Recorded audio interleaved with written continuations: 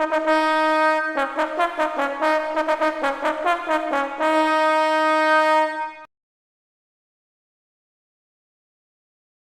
guys, the year 2013, a historic year in the era of mountain biking. The Germans are afraid that the great power of bike industry will take away their, from beginning of the MTB era, beloved wheel size 26-inch and replace it through 650B. Cause enough for us to find out what's up with this new size. We have therefore an endangered species with 26-inch and two brand new models with 650B. So let's check it out.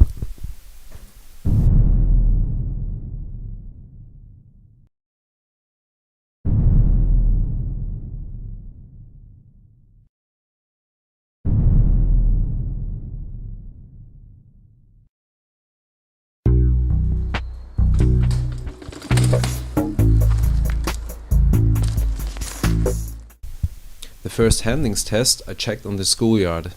This was really the first time I tried out a 650B bike. Regarding to handling, I was really surprised that I couldn't feel a big difference between the two wheel sizes. The reason therefore is probably that the geometry of both bikes is almost identical.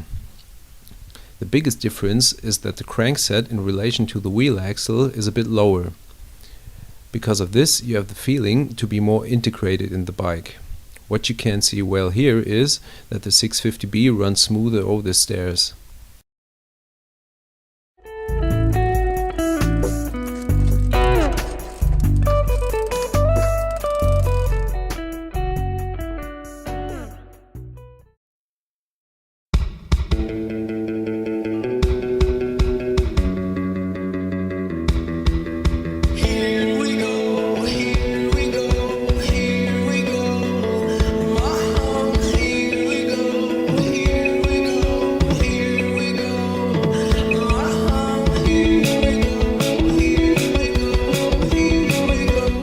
Corners, you can feel the lower crank in relation to the wheel axle.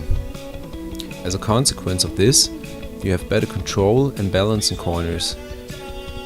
Over rocks and roots, the bigger wheels definitely run smoother over the obstacles. You feel slower, but you sure are faster.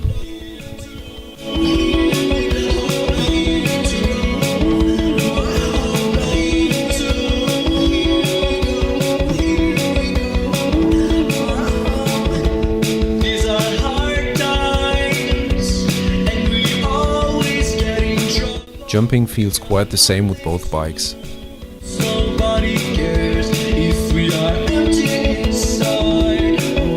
Over these routes it rumbled quite a lot with both bikes. But the 650B got less braked. The reason therefore is explained soon in the theory of the video. And if it rains, you get wet on both bikes.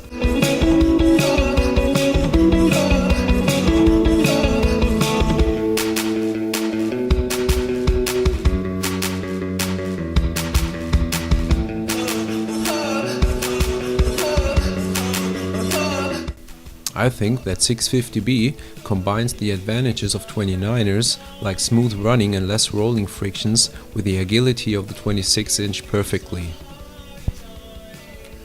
You obviously feel that 29er wheels run inactive compared to 650B, but you don't feel a difference between 650B and 26-inch.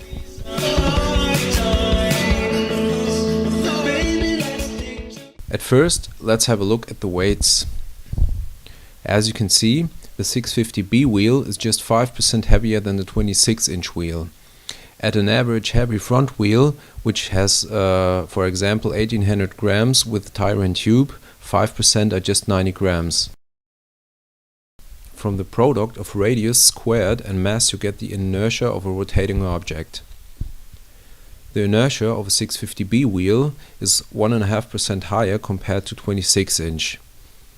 Whereby it's 3.6% compared to a 29er wheel. This fact explains why you nearly don't feel difference between those two wheel sizes, referring to agility and handling. The inertia has a key advantage.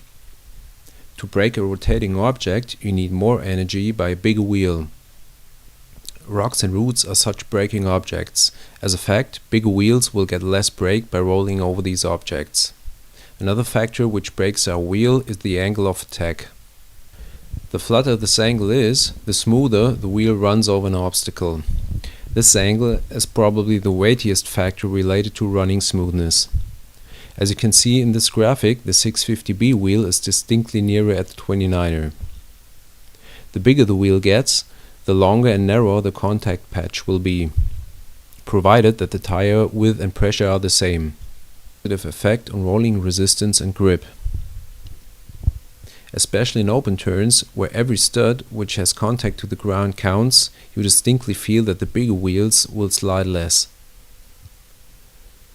As one might expect, the rolling resistance would increase by more contact surface. This is not so because of the longer contact surface, the tire does not deform so much. Furthermore, the contact surface is a bit narrower. As a consequence of this, it rolls easier. Mountain biking started in the 70s with something like this. Some American hippies started shredding down the hills with cruisers.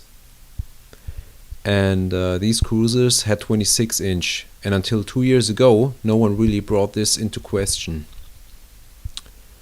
I think 650B is really a useful development and not a profit-orientated crazy idea of the bike industry, like someone might think. So guys, I hope that you could get some useful information out of this video. Thanks for watching.